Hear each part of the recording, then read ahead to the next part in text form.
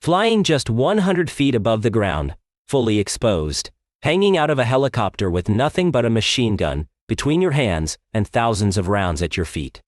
This was the daily reality for Vietnam War helicopter door gunners, men who lived on the razor's edge, between overwhelm, with no armor, no real cover, and the enemy potentially aiming back with rifles, heavy machine guns, or even anti-aircraft cannons. These warriors operated in what can only be described as one of the most exposed and dangerous combat roles in modern military history. At the start of the Vietnam War, helicopter crews consisted of only 3 men, a pilot, a co-pilot, and a crew chief, who doubled as a door gunner. But as combat intensified and helicopters were increasingly shot down in alarming numbers, it became painfully clear that additional defensive fire was. This realization led to the introduction of a 4th crew member, often called the shotgun rider, whose job placed him literally half outside the aircraft, secured only by a thin safety strap, making him one of the most exposed combat roles of the entire war, a position where death was not just a possibility. Falling from helicopters was not merely a fear that haunted these men in their nightmares. It actually happened with terrifying regularity. Some gunners were left dangling from their straps, while their crew desperately struggled to pull them back inside the violently shaking aircraft, their bodies swinging in the wind as bullets whizzed past, while others were not fortunate enough to have even that chance at survival. Despite these unimaginable dangers that would break most men, door gunners took part in some of the most critical missions of the entire conflict, including high-risk troop insertions deep into enemy territory, urgent medical evacuations under heavy fire. Before deployment to the hellish combat zones of Vietnam, gunners underwent demanding and intensive training that pushed them to their physical and mental limits. They learned to master intercom systems amid deafening rotor noise, identify targets using precise clock direction calls, while the aircraft pitched and rolled, fly in tight formation with other helicopters just feet away, and protect nearby aircraft from enemy fire. All while their primary weapon was usually the legendary M60 machine gun, with rifles such as the M14 or M16 serving as backup weapons, though in the chaos of combat, every weapon mattered. The M60 could fire over 500 rounds per minute, and was commonly mounted on swivels or flexible mounts to allow rapid movement and wide fields of fire, giving gunners the ability to engage targets in almost any direction. In gunship configurations, even more powerful and devastating weapons were employed to rain destruction on enemy positions. The M134 Minigun, a weapon that seemed to come straight from science fiction, was capable of firing thousands of rounds per minute, delivering such devastating firepower that it could shred entire tree lines in seconds.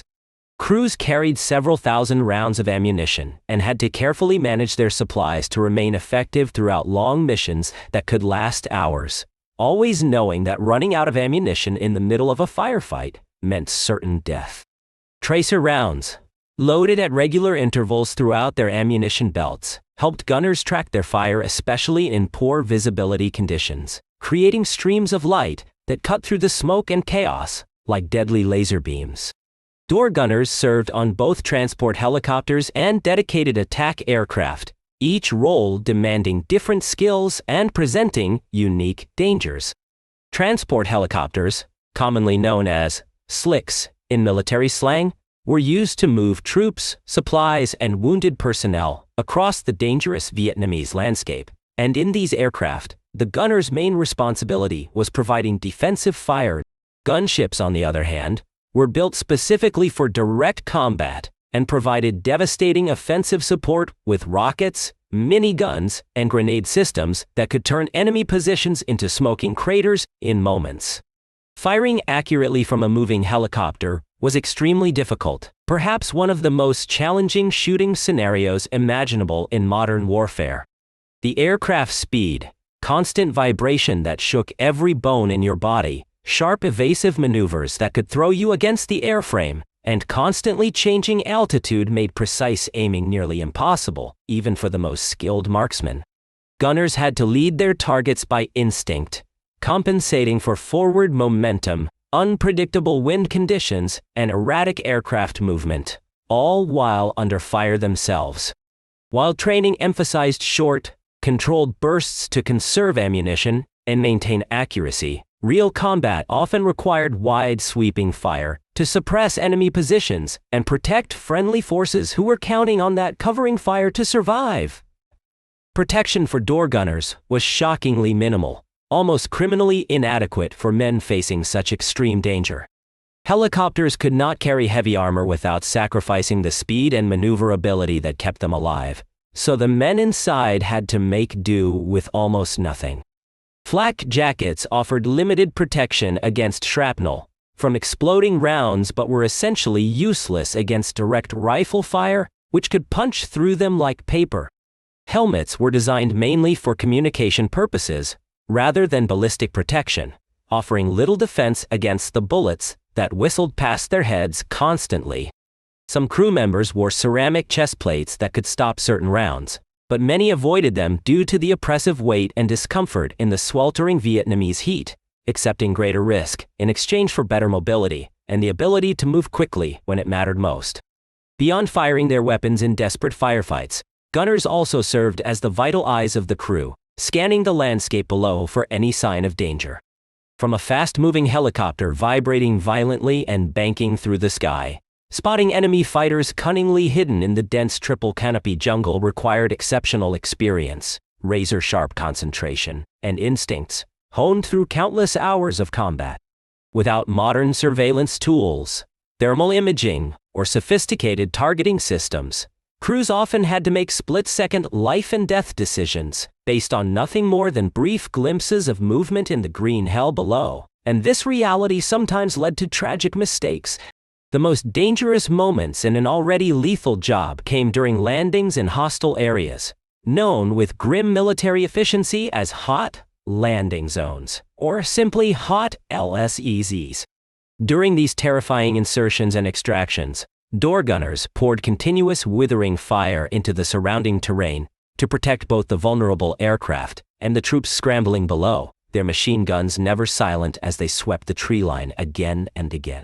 This relentless, concentrated firing made them prime targets for enemy snipers who waited patiently for their moment, heavy weapons crews who could tear a helicopter apart, and rocket attacks that could end everything in a single flash of fire and metal. Many extraordinary and utterly unpredictable incidents occurred that defied belief and showcased both the chaos of war and the incredible resilience of these men. Some gunners were accidentally left behind on the ground during frantic extractions and had to survive behind enemy lines until rescue came, if it came at all. Others miraculously survived falls from low altitude that should have killed them, hitting the ground hard, but somehow walking away. There are numerous documented cases of gunners displaying extreme bravery under fire, earning prestigious military decorations for actions that seemed almost superhuman, continuing to fire while grievously wounded, saving their entire crew through quick thinking and courage, or holding off despite long hours of mind-numbing boredom, punctuated by sudden moments of extreme terror that could erupt without warning. The psychological strain on these men was severe and often crippling.